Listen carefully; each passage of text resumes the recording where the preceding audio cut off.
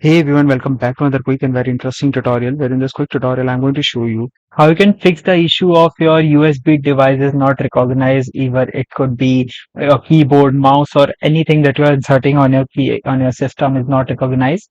Now in order to fix that, just simply right click on your start menu, then click on device manager. Inside the device manager, scroll down till the last where you'll see this option that says universal serial bus controller, right? Expand this section and here you'll find multiple systems, multiple other USB connection ports in your device. Right click on every port and hit on this option of update driver for each of them. You can see there are two root hubs, then two USB hubs, then two composition device hubs. Right click over every one of them and hit on this option of update driver. You can either browse from the system and or here you can see you can browse it from here, or you can simply automatically update for the driver.